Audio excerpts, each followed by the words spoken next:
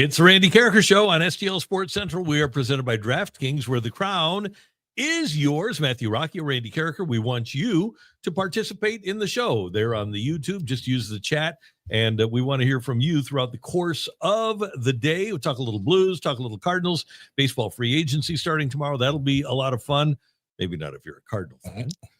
But it'll be fun to watch free agency unfold. Actually, tomorrow, 3:15, we're going to talk to the Cardinals' Pobo, the one, the only Chaim Bloom, will join us here on STL Sports Central. Looking forward to that tomorrow. Mr. Rocchio was over at St. Louis City SC with the introductory press conference for hopefully a ray of hope for City fans. Thank you. Well done. Well done, How'd Randy. that go? Good job. It was interesting. You know, he's it was day 4 on the job for him. Mm-hmm. So he didn't have a lot of kind of like short-term, concrete, like on the ground answers available. Like, what do you think of the team? What are the holes that you need to fill? Those kind of questions, I think we'll get a chance to ask Corey in maybe about 10 to 14 days, maybe closer to Thanksgiving, once his work visa is actually approved and he can be here on long-term and all that kind of thing. But the vision that he gave us, the more non-tangible things that he was able to give us, you know, I think it should make City fans excited. This is a guy who has a lot of experience in building clubs. He's never been the guy, but this is finally his chance. And after his long, 10, 15 plus year career, he has deserved that chance. And he acknowledges that not only does the team need a lot of work, but he wasn't specific. He acknowledged that they need to expand their scouting department, that they need to kind of rework things in the scouting office. And that I think he was intimating that the team over the last 3 years has been operating in some ways that maybe other MLS teams don't. And they need to kind of button down those parts of the organization as well. That sounds familiar. It sounds kind of like another team in town. Yeah, so there was a lot of that about expanding your scouting and getting essentially the sporting office up to a level where, they can operate at the highest levels of the MLS. And so those plans and those kind of things, and his drive to be a winner as a guy who has won a lot. He's gone to 5 MLS Cups. He's won 3 of them as assistant GM and lower on the rungs. So, I think City got a winner, and as long as they give him the resources, and he says he believes they will, there's no reason why he shouldn't have a lot of success here. That was going to be my question. The City SC is 19th in MLS in payroll. You'd like to be middle of the pack at least, right? I think an updated list might have put him 16th. Okay, well, we're on a roll. So let's get up a little bit more. Let's get another player in here. Where's Mbappe when you need him? Yeah, exactly, right? That'd be super helpful. I don't expect them to drop a lot of money, but he did talk about expanding their ability. There was a desire to expand their footprint in European transfers and European moves. There we go. But then a lot of that's always also going to be having domestic success, developing players that you then can sell for some cash yourself. That's going to be a big factor in being able to, spend money internationally. Yeah. Hey, the Blues are on TNT tonight. Don't forget, 6:30 start in Washington as they take on the Capitals, and that's a TNT game, not a FanDuel Midwest game. And the Blues made a couple of lineup changes, trying to get a little bit more physical. Whenever you're taking on Tom Wilson, you want to be as physical as you can possibly be. So Nadub is back in there, along with Logan Mailloux and Matthew Joseph and Matthew Kessel go to the bench. Apparently, this is a day where people are just kicking people named Matthew out of the club. And that's not nice. I don't think that's cool. Puts me on notice. I'm just saying. Yeah. So Matthew Joseph, that's 2/3 of my name. It always worries me when things happen to him. You're Matthew Joseph. Matthew Joseph. Yeah. No. Every time his name's said, I perk up a little bit because I'm like, what? Is my mom about to hit that third number and really get me in trouble? Did you ever get that? Matthew Joseph? Oh my God, I got full named all the time. Are you kidding me? Yeah. I got a few of those. Randall James. Yeah, when it's not Randy, when it's Randall, you got problems. So I ran into that a lot. And I do like the fact that Jim Montgomery is moving the lineup around. If you have the assets, the physicality that a player like Nathan Walker brings or a player like Mailloux brings, even though there are mistakes that Mailloux makes, I think it's a smart move for the Blues to use those guys as hopefully somewhat of a deterrent, because you got a goofball on the other team, and you got to You got to have somebody that's willing to respond to his goofballiness. What is your reaction though to maybe finally finding a little bit of consistency on Monday night, getting a win, and then I know it's the third pairing defenseman and a fourth liner most likely, although I know Joseph was playing up a little bit. What your reaction to making those shifts after you finally break a streak and those guys played pretty well? I think you have to have a deterrent in there because Wilson tries to hurt people, and you have to have somebody in there that at least go with him. Matthew Joseph isn't going to fight him. I think Mayu and Nadub, we know Nadub is willing to go. We know Mayu is willing to go. And we're pretty sure that at this stage of their careers, Joseph and Kessel aren't. So if they're going to be running Blues guys, there's got to be somebody out there to provide a deterrent to that player. So I like what Montgomery has done. And this is why you have those guys on the roster. When you went out and traded for Mayu, one of the reasons that you got him was because he's a big physical performer. Obviously, he can skate and he has a great shot, and you hope that he becomes a good all-around player.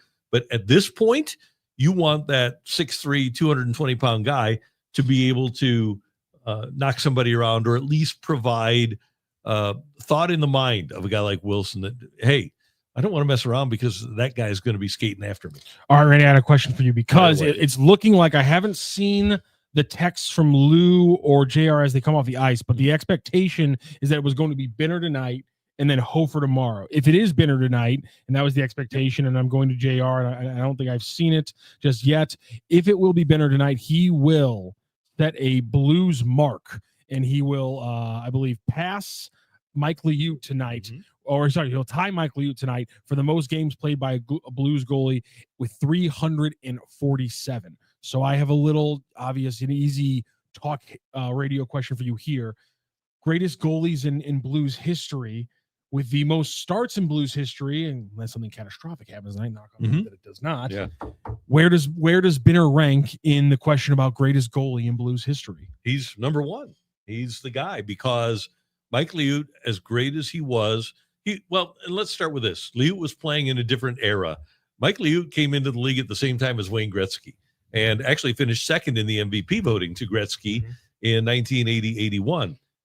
Liut may have been every bit as good as Binnington, but two things work against Mike Liut. Number one, the era in which he played, in which he allowed a ton of goals.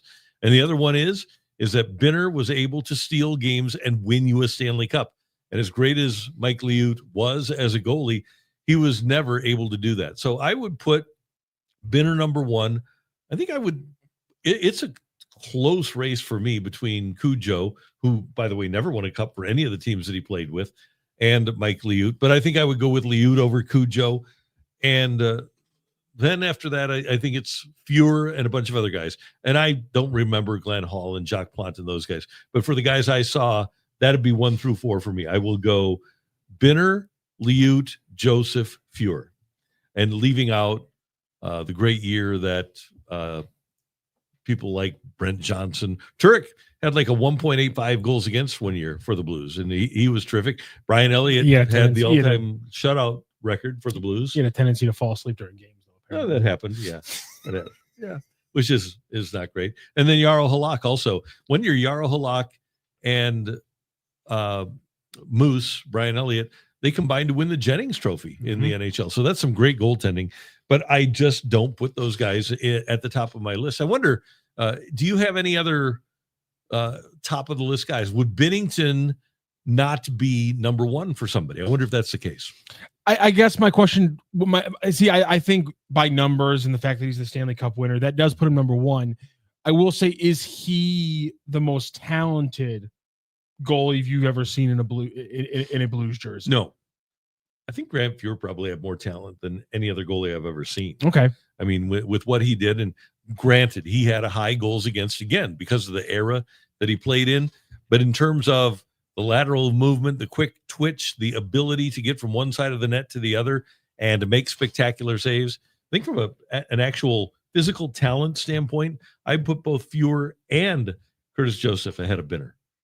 But in terms of the actual job, I would put him number one. And oh, by the way, I'm not going to count the 6 games or whatever that Martin Brodeur played. I don't think that's reasonable. Yeah, that's fair, because that's the same thing when you talk about like Wayne Gretzky, who's the Yeah. greatest, blue ever. It's like, yes, the greatest hockey player to ever put on a Blues jersey is Wayne Gretzky, but he's not, we can't really add him into that discussion. Before we move on, Randy, I want to tell people about our friends at DraftKings a little bit early today, because I'm just getting so darn excited about what's going on here, and we're getting close to that December 1st date.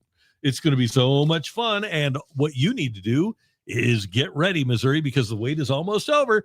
DraftKings Sportsbook, America's top-rated sportsbook app, is coming soon. As Matthew mentioned, December 1st to the Show Me State. New Missouri customers can download the DraftKings Sportsbook app today, and when we go live, place just a $5 bet to unlock $300 in bonus bets. Starting November 17th, you can create your DraftKings Sportsbook account in Missouri and get ready for launch day on December 1st. Again, the first day that you can create that account in Missouri and get the bonus is November 17th. DraftKings Sportsbook brings everything you need to elevate your game day, including live in-game betting, lightning-fast payouts, and endless ways to get in on the action, all right from your phone. And when they do officially go live in Missouri, you'll be betting with the Sportsbook app trusted by millions. It's safe, it's secure, and provides fast money withdrawals. That's pretty cool. Download the DraftKings Sportsbook app now and grab $300 in bonus bets with just a $5 bet when DraftKings goes live in Missouri on December 1st in partnership with DraftKings Sportsbook. Gambling problem? Call 1-800-GAMBLER. In New York, call 877-8-HOPE-NY or text HOPE-NY at 467-369. In Connecticut, help is available for problem gambling. Call 888-789-7777 or visit ccpg.org. Please play responsibly. On behalf of Boot Hill Casino and Resort in Kansas, 21 and over. Age and eligibility varies by jurisdiction. Void in Ontario. Bet must win to receive reward. Bonus bets expire 168 hours after issuance. For additional terms and responsible gaming resources, see dkng.co/audio. All right, a couple of things. You Mama, if yours doesn't get hurt and they win the cup, is he higher on the list? Yes, he has to be, because number one, he's a Hall of Famer. He's one of the great goaltenders of all time, and he won 5 with Edmonton, I believe. If he didn't, he might not have won the last one. That might have been Andy Moog. He might have been gone by then. But yes, if you would have won with the Blues, he'd be higher on the list. And then Fat Bob. Hey, guys, what's your thoughts on the Blues jersey win-loss situation with the record? Still haven't won with the new jerseys, which are absolutely beautiful at home. So good. And the 2 games they have won, they've won with the old Navy. So not Navy, but the deeper blue. I think this is a concern. And I think this is something we need to be worried about as Blues fans is, are they going to be able to break through and develop a little bit more of a consistent game, get to their game better with these new colored jerseys? I am, what's your thoughts on the Blues jerseys win-loss situation? I'm concerned. I got to admit that that's something that I care about and I pay attention to. So, yeah. Do you think there could be some kind of like sheen effect where like the brightness of the ice and how like bright that blue is? Do you think maybe that's where we're getting an issue? Well, it's not happening with the other teams, though. That's the problem. If it were happening with the other teams, like if it would have happened with Chicago in the 8-3 loss or Minnesota in the 5-0 loss, I could have bought it if they would have had an issue. But the other teams are having success, and they have to look at the same jerseys and helmets. So I don't think that is an issue. I wish it were. I wish I could go with that, but I just can't. Randy, you once tattooed yourself off of a large statement of confidence about the Blues. What are you going to do if they just keep losing and keep wearing those jerseys? Is there anything we can do as can the Blues fans, like, is it a protest? Like what should we do if this continues? How do we stop? Do we sneak some Sage in? Do we need to get Michelle in and reignite you and her's plan to sneak into the bowels of the arena to burn some sage and cleanse whatever's going on here? We were actually going to do it at the Brett Hull statue. Okay, that's fair. But I don't think that we can do that anymore because they won a cup. They won a cup 7 years ago. Okay. So I don't think the curse exists anymore. I think what we got to do is just root really hard for guys to play the way they played the other night against Edmonton, score the last 3 goals when you're down 2, and come away with a W. Timo Renzer says those jerseys are hideous. I can't imagine how someone can believe that with a straight face. Okay, let's start with this. The Blues road white jerseys, they rock. Those are as gorgeous as any in all of sports. I'll put those right there with the Chargers jerseys, the white ones. But both cases, I love baby blue more. The baby blue, if you're going to say those Blues jerseys are hideous, then ergo, you must agree that the Chargers baby blues are hideous, and I don't think that anybody would ever say that. I don't think we can do that.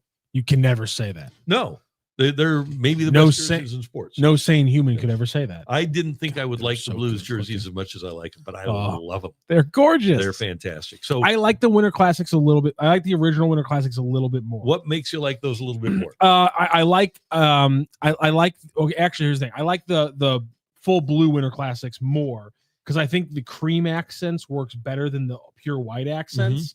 But I like the pure white jersey better than the cream jersey as the white one. Yeah. So like I agree with you. As much as I love the baby blue jersey, the white jersey is Bright white. Gorgeous. Yeah. It is one of the best jerseys in the entire NHL. In most cases, not all.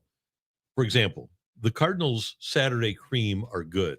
The Giants home cream are good. Baseball in general, cream isn't bad. They kill it. But in other sports, football, I don't know if there's any cream in basketball, but football and hockey, cream doesn't work. Milwaukee does a cream because it's Cream City. Milwaukee does a cream jersey that's really good. Is it? But yeah, the Rams did bone, yeah, which looks like they just didn't put the jerseys in the washer. And I think they've gotten rid of those. They have, yes. They still call it bone, but now it's white because maybe they started using a better detergent. I don't know. Randy, they've been there for 10 years and yet they've changed jerseys at least 3 times. But Kevin Demoff told us it took 5 years to change jerseys. Well, I still think, and maybe it's changed a little bit. It's almost like he was lying. I think, well, that could be. Kevin Demoff might have been lying. But I think the Rams may have held a little bit more sway when they were preparing to move to LA, and now that they're there, I don't think that they have the ear of the league as much as they did. I love this from High Definition.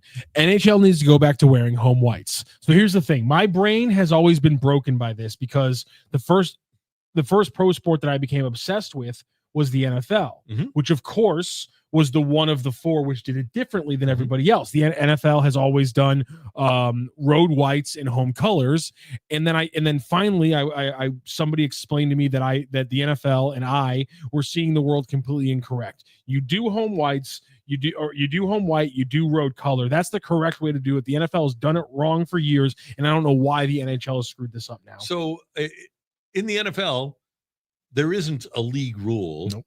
Like the Cowboys wear white at home. And when the Cowboys would play here, when they would play the Cardinals, and most teams did this, those teams would wear white at home and force the Cowboys to wear the Navy because the Cowboys generally didn't win when they were wearing the Navy, which I think is a brilliant idea. When you have a dark building like the Dome, and I'll take credit for this. So there were a few times in the last few years here when the Rams did wear white at home, and it did look a lot better. It brightened things up because they were wearing the white at home. And I was the one that suggested that to Demoff, and finally he did it. I'm telling you what, the NFL has been screwing that up for years. No. And the rationale for it, by the way, is so smart. If your home jersey is white, you get to see the full array of colored jerseys that come through the building. Whereas if you do it as the NFL does, all you're seeing is everyone's road white. And you see the same jersey every night. Exactly. Or every day. You like the blues, you see generally it's the baby blues every time. You do get to see an array of colors if you wear the white at home. I agree with that concept. And I like the fact that Major League Baseball is traditional enough to wear their white at home, and then we get to see the other jerseys on the road. Although I'm also not a huge fan of like gray pants and navy blue jerseys and stuff like that, but that doesn't make any difference. Samuel Howe, ketchup versus mustard game sucked for so many reasons. Okay, it was the last St. Louis Rams game. I would tend to disagree, and I have made it clear. I'm on record as saying that if the Rams would have stayed in St. Louis, if they would have made the yellow on yellow an alternate, I would have been okay with that. I could live with that.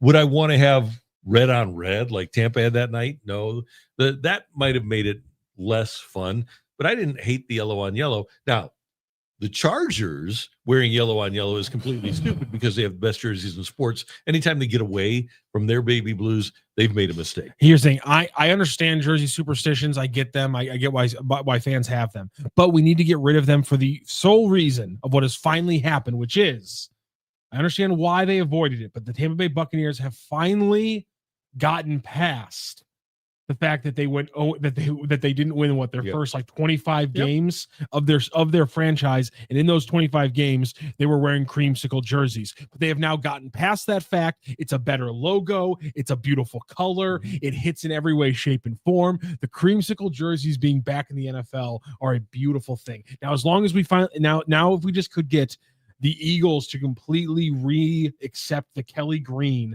as their 100% jerseys, we could get balance back in the universe, I think. I think so.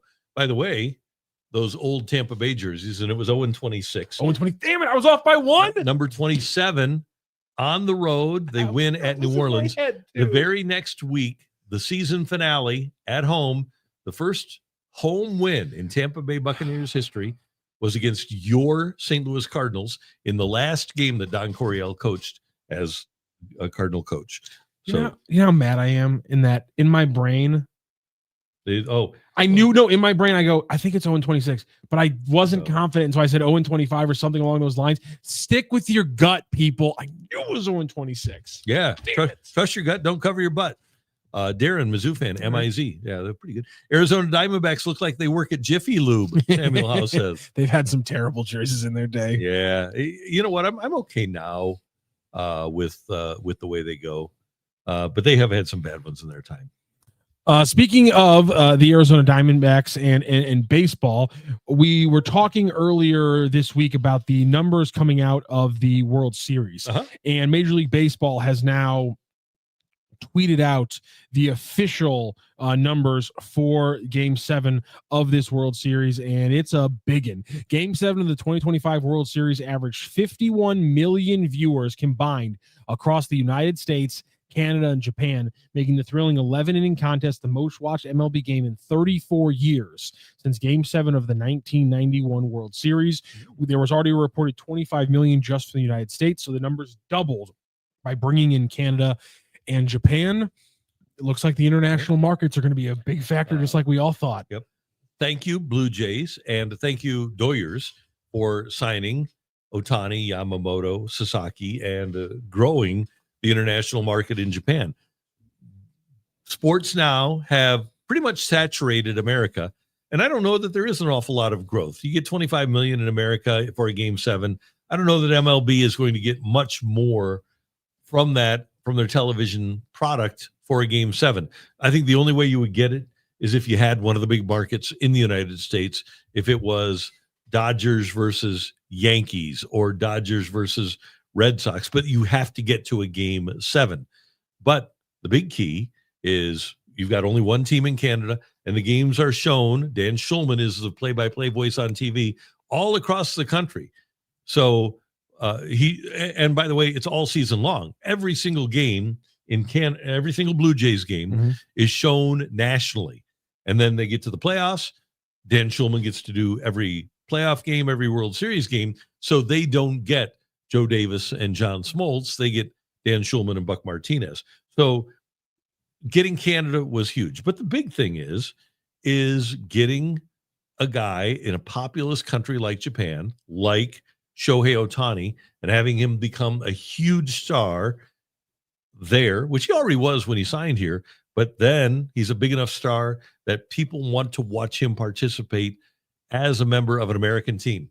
And I think that the Major League Baseball people were behind the times in globalizing their sport, and they didn't really do it on purpose either.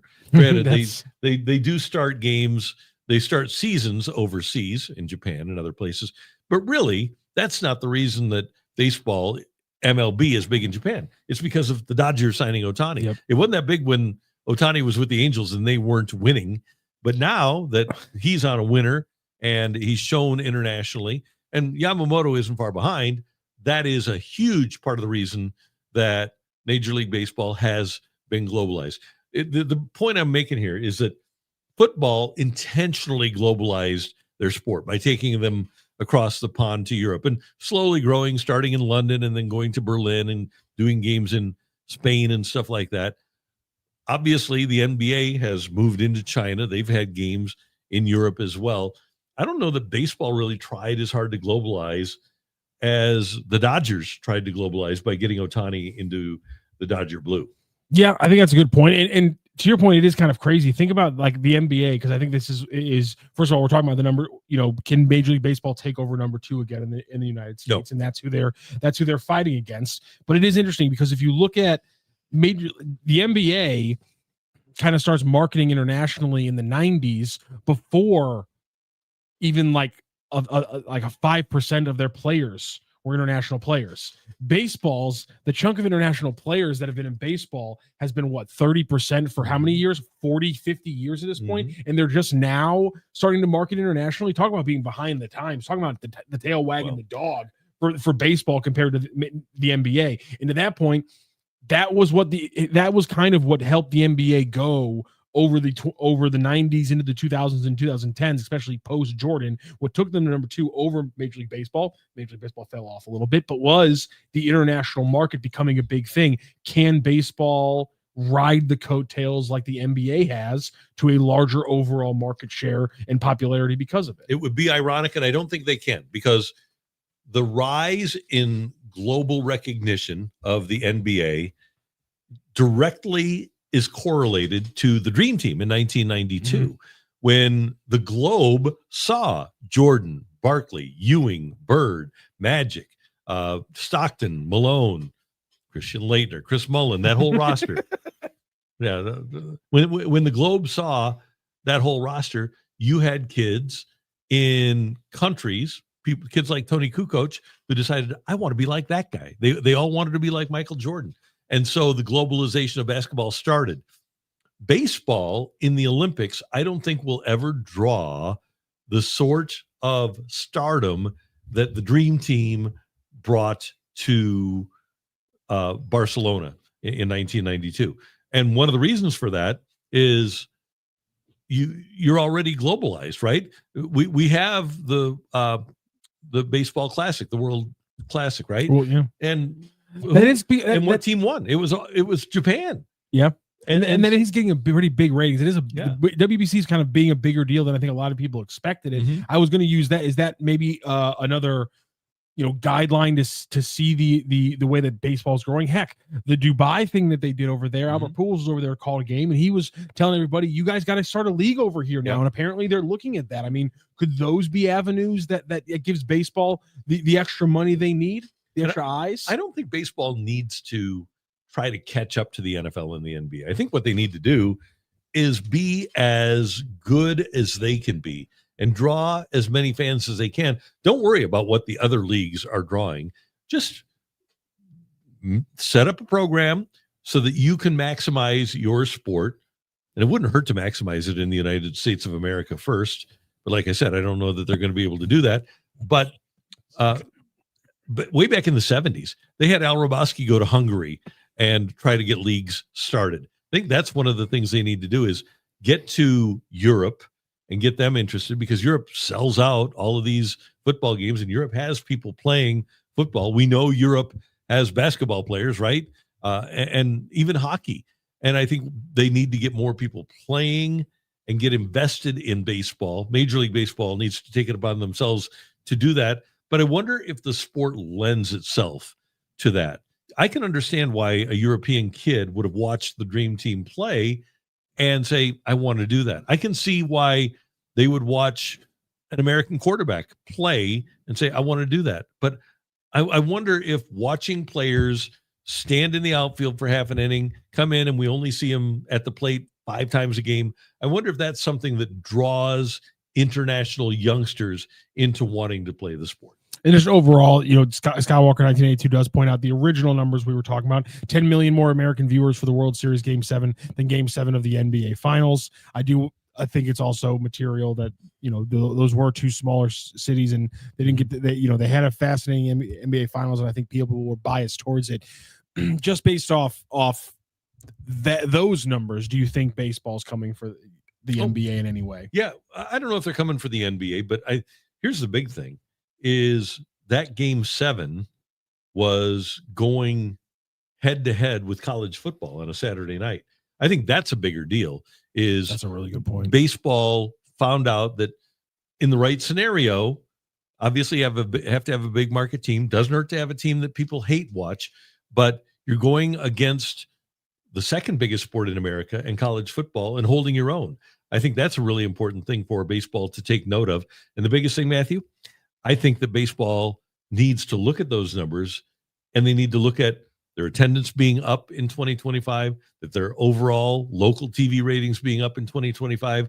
And they have to ask themselves, even though economically it would be better for us if we did shut the sport down for a while to get a salary cap, is that a smart move? Are we better off having the haves and the have-nots and not having a work stoppage and having people have access to our sport? Or are we better off having half the teams in the league have no chance to win? That's a question that they have to ask themselves. And I would guess that Rob Manfred, if you ask him, give him some truth serum, he would probably say, I think we're better off doing what we're doing and keep trying to raise revenue, keep trying to raise TV ratings. If you ask him without truth serum, he's going to acquiesce to the 32 bosses that he has and say, no, we've got to get costs under control. We have to get player costs under control. We need to give everybody a chance. My guess would be that the employee, Rob Manfred, would say, yeah, we need to get everything under control. The boss, Rob Manfred, would say, nope, let's keep going. Yeah, I think that makes a lot of sense. So there you have baseball. Free agency starts tomorrow.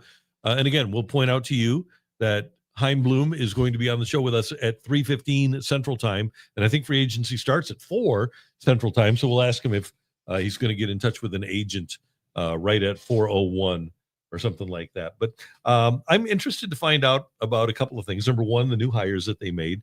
How important is it that the Cardinals go out and find their Jackson Churio or their Julio Rodriguez or their Ronald Acuna or their Ozzie Albies or whoever, an international star, Ellie De La Cruz? How important is it for the Cardinals to find that guy?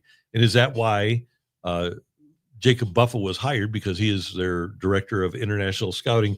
And the other thing that I'm intrigued by is what the Cardinals plan to do this offseason. I want to know if they really are going to be a draft and develop, or will there be any moves made that will give fans a glimmer of hope? You know what I would do if I were them? And my mind has changed on this.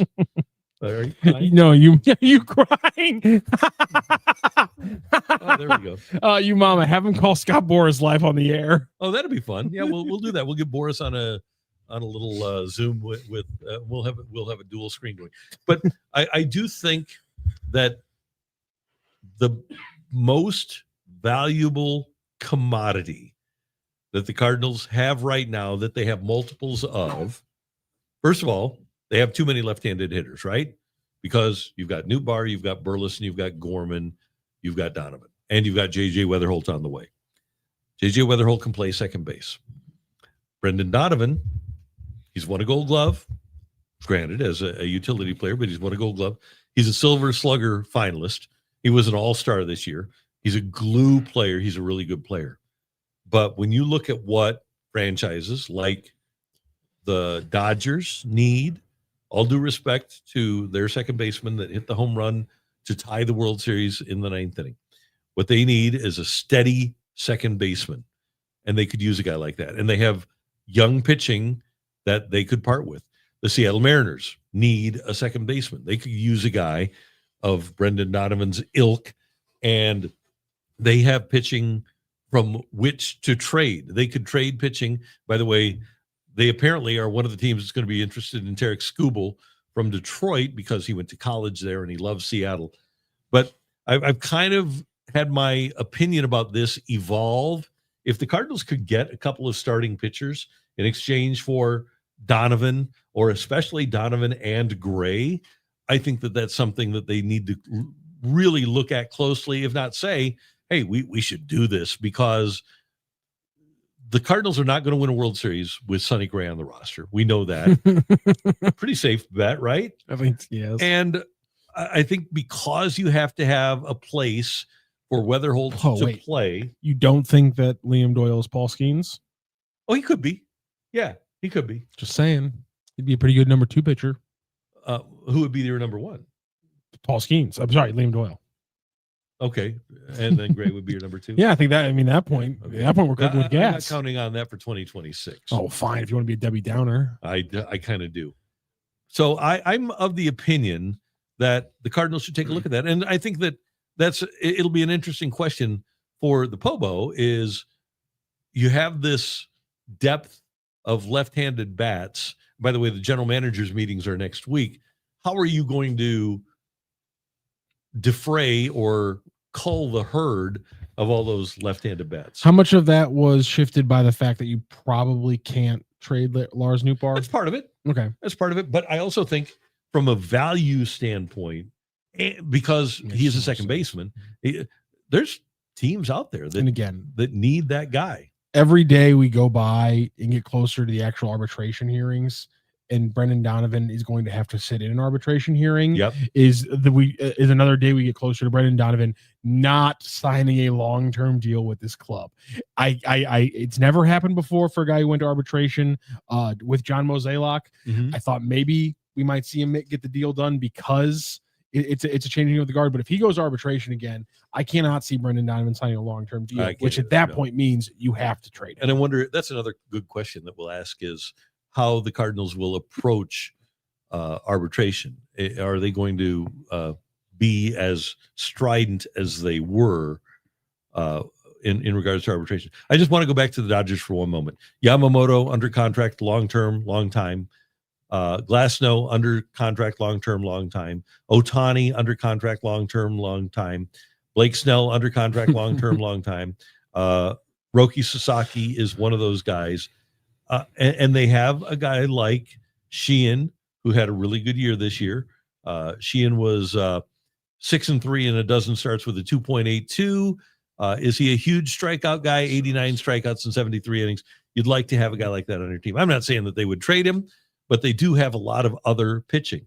And they have Wrobleski, who pitched well out of the bullpen for them in the postseason, but was a starter in the minors. And they still have Bobby Miller.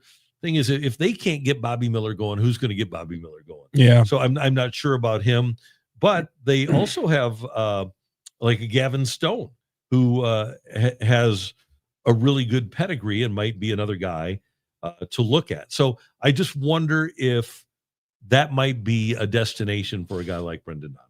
I think it'd be perfect. I think it's the same reason that we were trying to get Tommy Edman there, and they did get Tommy Edman. Edman. And they got a pitcher out of it. It just wasn't one from the Dodgers stables. And so, yeah, I think it makes a lot of sense. And they had a bunch of young guys on the 60-day this year. River Ryan, obviously, Stone was one of those guys. Evan Phillips, the reliever, wound up.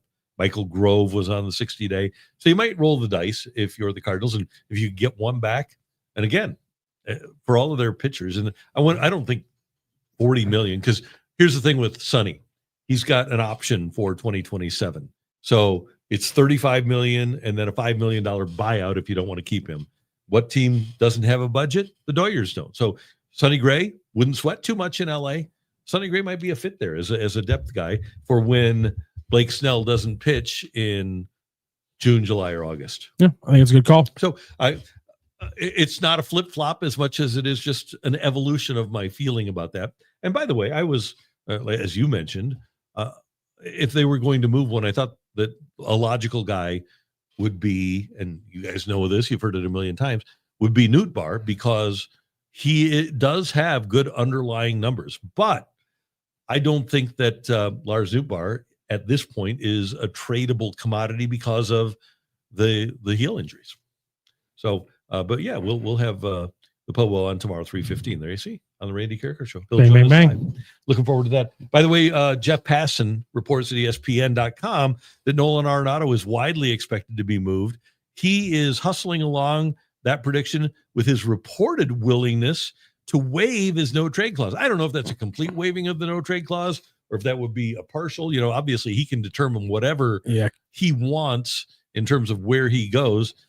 And my guess is that the big thing for him, for Nolan Arenado, is to find a winning place. That would be the most, I would think that would be the most important thing for him.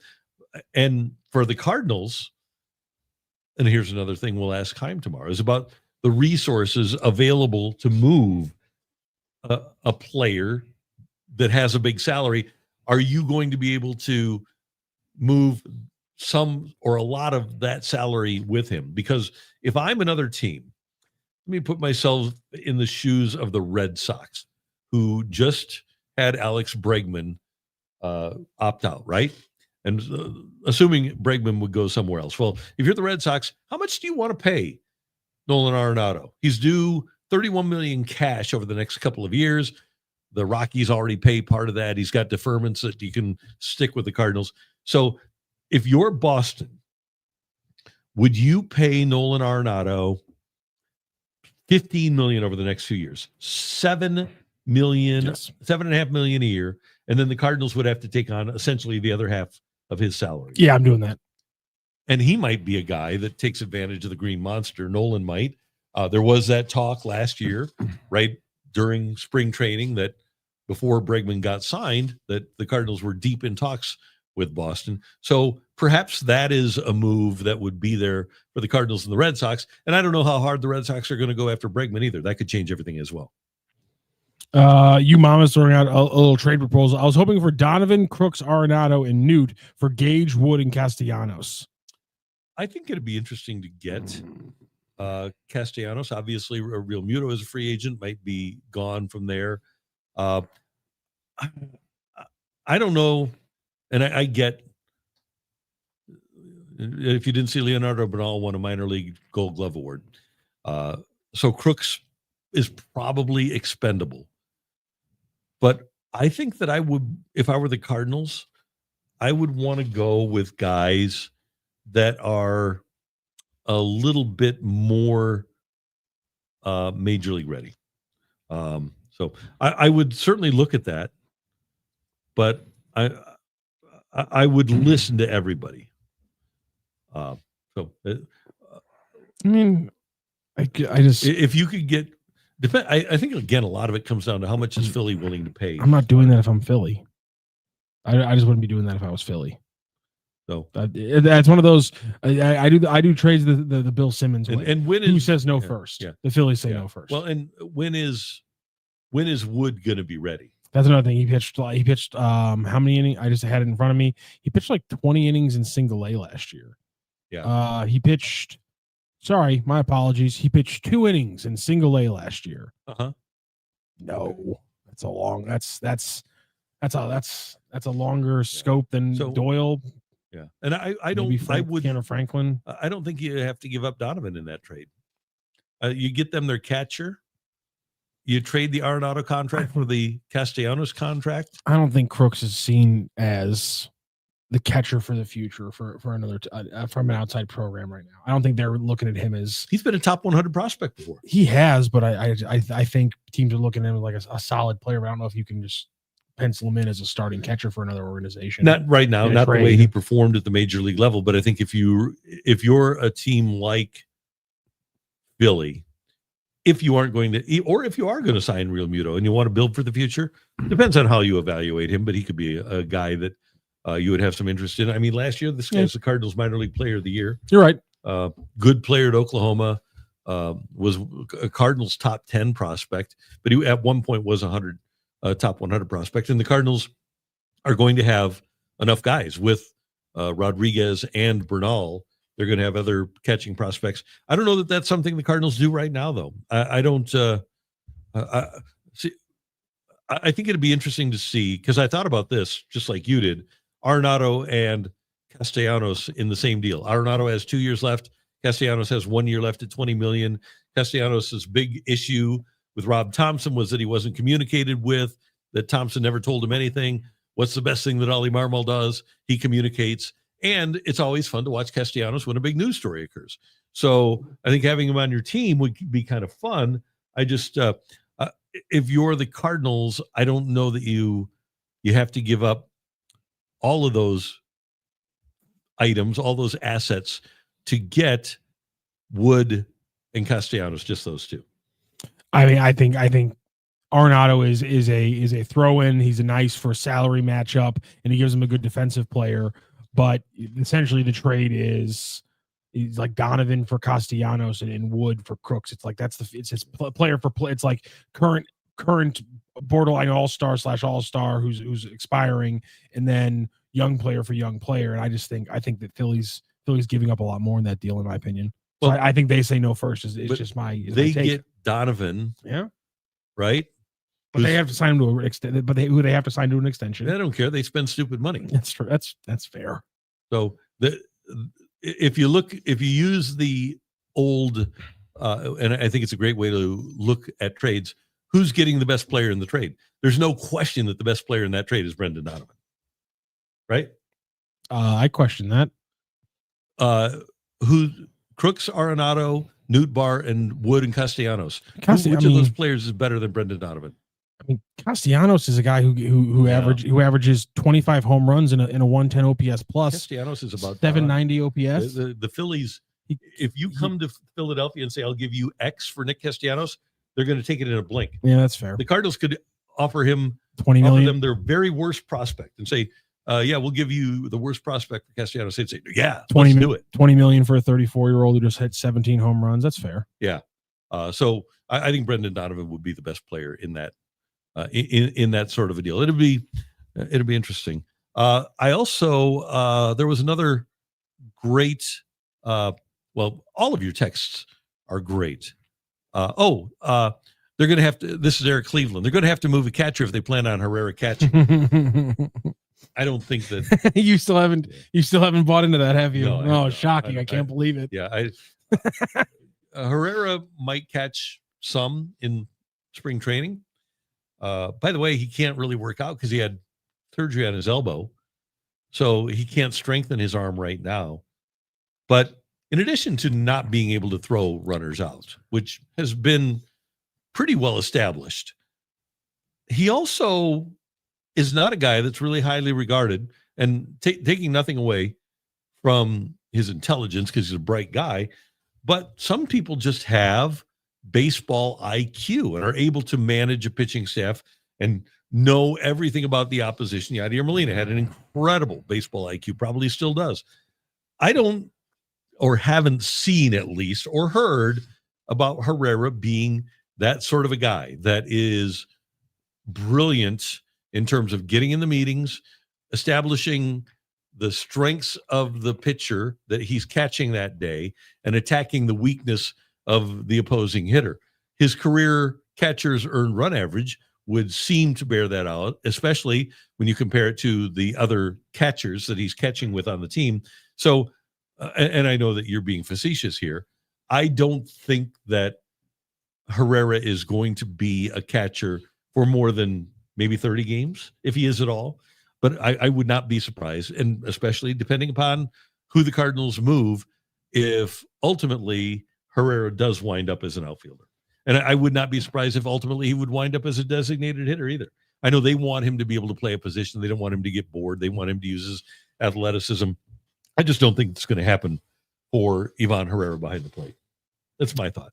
Sorry, I've dived. Nato for Roman Anthony. There we go. Get a guy that Hein Bloom drafted. Oh yeah, I'm very familiar with him. I don't think anybody knows about Roman Anthony. Who'd say no to that? Yeah, so I think Arenado for Roman Anthony I think is a great trade idea. I don't think I've ever really noticed how few left-handed hitting catchers there are. But there's a chat going right now about left-handed hitting catchers, and yeah, I don't think I've ever locked into this fact before in baseball. Yep. That there's so few, because we had a joke here from and Bernal is JC, right? Who said there are no left-handed hitting catchers. They are all converted to pitchers. Oh, that's true. But of course there have been some famous Cardinals in St. Louis left-handed hitting catchers. Yogi Berra was a lefty. Darryl Porter hit left as well. And Ted Simmons was a switch hitter. There is one catcher in Major League Baseball history to catch more than 325 games as a left-handed hitting catcher. You're kidding. Jack Clemens, 1884 to 1900. That's what this says. But I mean, Yogi Berra would have caught more than that. Damn AI. This is the problem with AI. I like exposing AI when it says really stupid stuff. That's ridiculous. Yeah.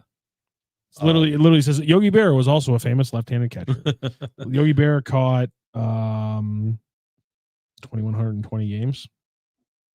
Oh, that's pretty many. A little bit less than that, I guess, because he played some outfield starting in 57, which was his age 33 season. Yeah, he would have caught more than 300 games. Yeah. God, AI is stupid. That's why you don't use AI, people. It sucks. It's the worst. Yeah. Bernal, by the way, is a switch hitter. That's awesome.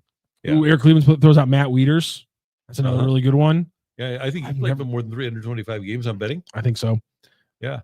So I think the Cardinals. Oh, he was a switch hitter. Yep. Good catch there. So yeah, I think that we can probably find even more than that. Probably. So, but yeah, it's always a valuable thing to have a left-handed hitting third baseman or a left-handed hitting catcher. You're right. That is what teams look for. And the Cardinals need more balance. That's another thing. If it's not pitching, if they could trade a left-handed hitter for a right-handed hitter and get the same guy, makes a lot of things easier, doesn't it? It sure does. Yeah. Because the Cardinals need that balance, because right now you're looking at Walker and you're looking at Herrera, and Contreras is going to be in your lineup next year, but you really don't have that guy, you're afraid to pitch to. Even Mookie Betts, when he was having the bad year, you're still afraid to pitch to him, right? They're even, you look at some of the guys. Castellanos is another guy. And I would take him if I were the Cardinals at the right price. But he's another guy that, as a Cardinal fan, Cardinals pitch to him. I'm afraid to pitch to him. As free agency starts, that's a good point. But as free agency starts, man, it'd be really nice if this Ivan Herrera thing we were talking about was a little bit clearer. Because if there happened to be a solid, 30-year-old catcher who wanted a 1-year deal, it would be a really good move for the Cardinals this season if they wanted to shore up the entire lineup. Because if they do that and they could commit to Ivan Herrera as a left fielder, then pretty much every spot's pretty much figured out well. They could eliminate a couple redundancies here and there, but if they could just get a more consistent everyday catcher. Again, and I know you can't do a long-term deal because you got Bernal coming up and things like that. I really think that'd be a great move. But clearly, based on their mindset around Herrera, I don't know if they're going to be willing to make that kind of move. They don't hate Pages. I know. And Pozo was one of the best pinch hitters in all of baseball. I don't think that it'd break their heart. He was unstartable, offensively in the second half, not off the bench. You have to kind of treat that like a pitcher. And you're just not going to have an all-star at every position. It's really difficult to be the Dodgers. Yeah, I know. It's just the Cardinals, the roster it's filling out to at least you have potential and a future path at almost every single spot going forward. It's just that being more open to some kind of bridge at catcher that was maybe a little bit better overall than Pages would be one move if we were talking about this being a winning team. It's because you're not going to win. That's my point is, if we were talking about a winning team, this would be the conversation we were having, but we're not. And so we don't need the thing to do is have Crooks next year, find out what Bernal can do at a full season with a full season of AAA. And then you've got a little bit of depth. Maybe Crooks has been a backup and he's ready to ascend, or you look at Bernal and say, okay, Bernal's ready to be our number one and Crooks can be the backup. There's a lot of things. And Ryanel Rodriguez was only 18 years old. He's still a few years away, but you have another catcher that's on the way. But I think that if you talk to people within the Cardinal organization, they love Pedro Pages. They love the way that he manages a pitching staff. They love the way that he blocks pitches. They love the way that he throws. Sure. Would you love to have Ted Simmons behind the plate all the time? Yes. But can you win a World Series with a lesser offensive catcher? Well, the Cardinals won with Darryl Porter, who didn't have a very good regular season and then wound up being the MVP of the World Series. You can win with a not great offensive catcher or two. Hey, let's look at Martin Maldonado. Look at his offensive years that he had with Houston when they won the World Series. He was a terrible offensive player, but he was solid behind the plate. I'm just of the belief, if you give me a catcher and you say, okay, you got the choice of an offensive guy that can't catch or a defensive guy that can't hit, give me the defensive guy every single time. That's just my philosophy. Martin Maldonado had a career 69 OPS plus, which means he's a 31% worse hitter than the average hitter, and had played over 1,200 games in Major League Baseball and won only one Gold Glove. How about that? That's incredible. Good for you. Good for keep cashing them checks, Martin. Good for you. It's never a good thing to be playing catcher at the same time as Yadier Molina. Yeah, that's a fair point. He was in the NL the first 12 years of his career with Milwaukee, roughly, and then he was in the AL for a very long time after that. But hey, he made a lot of money, about $32 million with that career. So good for Martin Maldonado. You mama, catchers are fat. They can run into one every now and then. No, stop. I would defy you to say that in the second half of his career that Yadier Molina was fat. He got into great shape. There you go. Will Smith doesn't look fat. The Will Smith, the catcher, he looks pretty good. He looks like he's in pretty good shape. Randy, before we go, Yes. we had last night the big announcement: the college football playoffs first rankings were released. We're number 22. We're number 22. Doesn't really roll off the tongue. No. So here are our top 25 rankings. Obviously, I think the question for a lot of people, would be, is the path there for Missouri? I think no. You don't think it's there. I think if they're 10-2, if they win out, which would include a win over right now number 3 A&M, and by then could be a top 10 OU team. Yep. If they play 4 ranked teams, and all 4 of those teams when they play them are top 10 teams, and they win 2 of those games, and they are 10-2, they are in the playoff. Okay, so you've got the group of 5, which is probably Memphis. Yes. And then you'll have the ACC, which is probably UVA. The ACC does potentially, surprisingly, run some issues into this, because if you look at all the schedules there, crazy things could happen. UVA and Louisville do not play each other until potentially the championship game, so they could both be one-loss teams going into the championship game. Based off the college football playoffs comments last year, losing in a conference championship game will not be held against you. I again say that's what they said last year. I have zero confidence that they'll keep that year to year. So that could be problematic. In the same time, as we're sticking with the ACC, there could be another one-loss ACC team. And if this is true, this completely throws everything off, because if Georgia Tech is a one-loss team, that means they beat Georgia. Right, so if that happens, good God almighty, I'm not sure exactly what it looks like. I'm not sure how high they could possibly be, but the ACC could legitimately throw some wrenches into the back end of the playoff. Here's the problem that I have found with Mizzou trying to make a run is the big key for them is going to be Georgia, because they would have to come up with essentially a miracle tiebreaker against the Bulldogs. So Mizzou wins out. Texas A&M, Mississippi State, Oklahoma, Arkansas finished 10-2. Oklahoma would have to beat Alabama. Texas would have to beat Georgia, and Texas would have to lose to Texas A&M. Vanderbilt would have to lose to Tennessee, and then Mizzou would have to win a tiebreaker over Bama. Common opponent is Oklahoma. They'd have to win a tiebreaker over Texas. Common opponent would be Texas A&M, but I can't find a tiebreaker for Mizzou to beat Georgia. And then I don't know if Mizzou loses in the SEC championship game to Alabama. I don't know if the 3-loss Mizzou goes to the championship. But I cannot find a tiebreaker against Georgia. That's my problem. That's a really good point. The Georgia schedule is, and again, if because they still have potentially Georgia Tech keeps winning by the end of the season.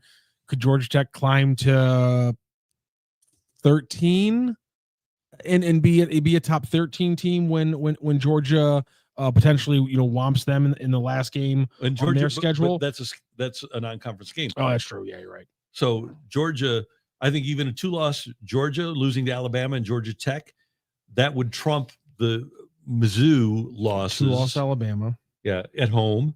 And a 2-loss Georgia Tech. You lost to Vandy on the road. You did lose to Vandy, but you'd have a win over number 3 Texas A&M and a win over a top 10 OU. Yeah, but I think they're looking at the losses. But why? I mean, because the losses matter. Georgia's wins are better, or at least equal to Mizzou's wins. Mizzou doesn't even have a signature win.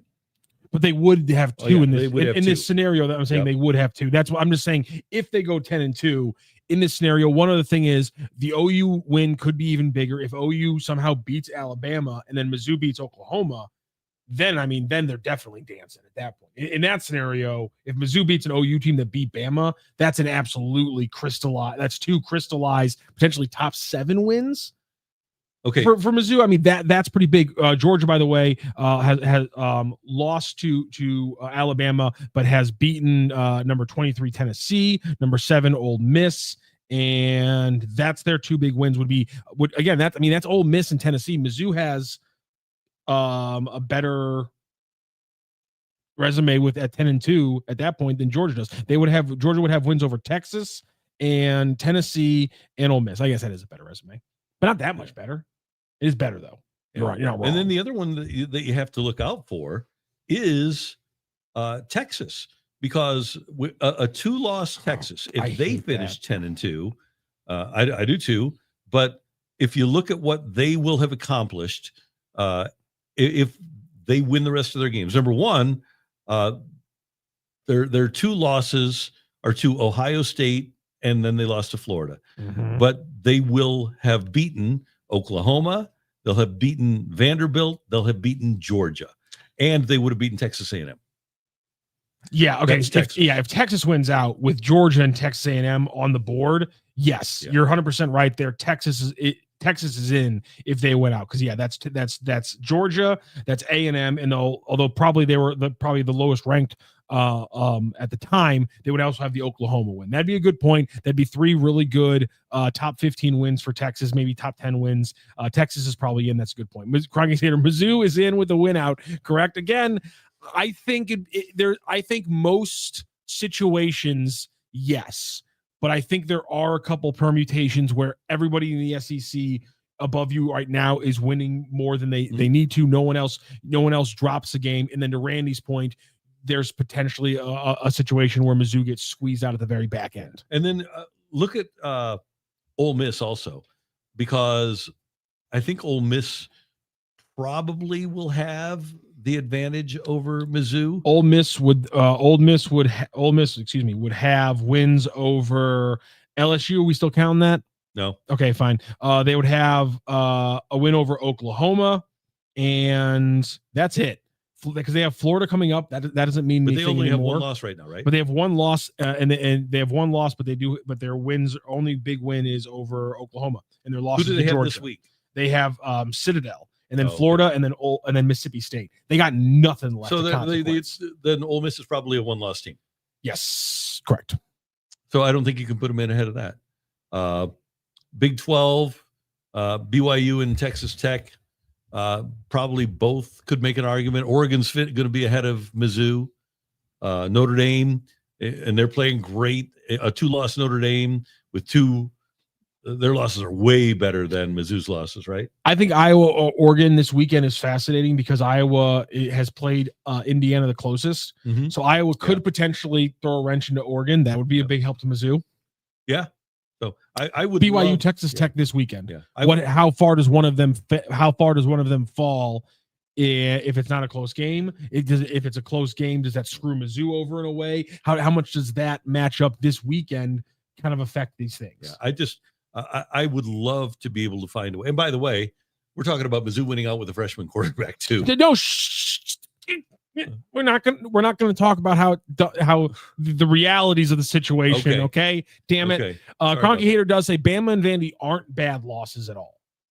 No, I'm just saying that there are teams with better losses than those losses. And Vandy losing last week doesn't really help you an awful lot, even though it was a close game against Texas. It doesn't help you at all. Vandy could still they have Tennessee left on their schedule, so they could still get a quality win that would kind of pump up the resume of what you just lost to. Again, the Alabama-Oklahoma one's kind of interesting because, to your point, do you care more about wins or losses? Does it matter more that they lost to Alabama if they lose to Oklahoma, or that they beat Oklahoma that beat Bama? I hate that I'm talking like this, but this is how my brain is. This is the pretzel my brain now gets tossed into every time these rankings get thrown out.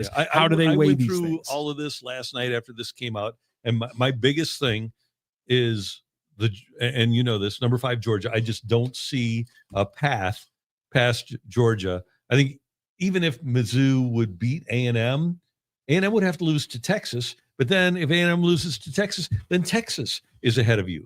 So you've got real issues So here. we're talking about 11 Power 5 teams making it, obviously. So right now, if you talk about how does Mizzou get into the top 11 and who stops them, one of BYU and Texas Tech could fall out. There's an open spot right there because everybody else you're jumping kind of makes sense. One of those can fall out, and then I guess, yeah, to your point, at that point, one of the ACC teams is probably in over you because it's probably a one-loss ACC team. And by the way, and that's or the Texas, 11. Yeah, if BYU or Texas Tech drops out, Utah probably slinks into the top 12 at some point. If Mizzou wins against A&M, big win. Good win. Let's say a lot. That's ours. Unknowing what else happens here. Mm-hmm. Let's say everyone else wins the way they're supposed to, and I think BYU, Texas Tech is the only top 25 teams facing off each other above Mizzou. How far does Mizzou jump with a win over Texas A&M? 18? They could probably get to 18. Yeah, it depends on what happens with the teams in front of them. They need people to lose in front of them. Yeah. So Michigan's probably not going to beat Ohio State, so you don't need to worry about them in the long run. No. This weekend, Iowa probably falls to Oregon, right? It's one of the few upsets I could see happening. Yeah. USC, you could pass Miami, maybe. Because regardless of what Miami does, because you beat the number 3 team in the land. I think you could probably move in. You're probably held up by Georgia Tech, though. Yeah. That's your stopping point right now for Mizzou with 1 week. Vanderbilt, if Vanderbilt is a 2-loss team that beat Mizzou. That's the thing is every Vandy loss kind of bites you in the ass in one way, but kind of helps you in the other one. 2 steps forward, 1 step back, kind of thing. Though. We've seen wild stuff happen. I just don't know if in the last 4 weeks, if there's a chance that we can have a 22 team jump 10 spots in 4 weeks. That'd be unprecedented, I believe. And again, it's more like 11 spots. Yeah. Well, yeah. No, exactly. Because Memphis isn't going to be in the top 12, so it's essentially you got to get top 11 because Memphis gets that 12 spot essentially. Yeah, so you'd have to move 11 spots. So #sad. But go Matt Zollers. Yeah, Randy's obviously excited about the matchup. Well, I think Mizzou can win. I just in fact, I think with their defense, Mizzou's capable of winning out. I still don't think that'll be enough for them to make the playoffs. So unfortunately. And here's the other thing. When you talk about the when we're thinking about moving up for Mizzou, perception is a big part of this. Now, there was a committee that put Ohio State in despite losing their top 2 quarterbacks, and Cardale Jones led them to a championship. What would the committee think of Mizzou with a freshman quarterback? And I guess a lot of it would depend on how he played. If Mizzou won those 4 games because of their defense and Zollers was just a caretaker, are they going to be more entranced, the committee, by Mizzou, or are they going to be more entranced by a 2-loss team with a former 5-star quarterback? Like, let's throw Georgia in there. Are they the committee does look at stuff like that, so it'll be interesting. There you see, Heim Bloom tomorrow, 3:15, right here on the Randy Karraker Show. Hope you join us for that here on STL Sports Central. And don't forget that on the 17th, you can log on to DraftKings, sign up there, and when you spend $5, you get $300 in bonus bets from our friend at DraftKings, where the crown is yours. Great job by Matthew Rocchio. Thank you, sir. Thank you. And Wilson getting us on the air. We appreciate you being a part of the show, and we'll see you next time here on the Randy Karraker Show. So long, everyone.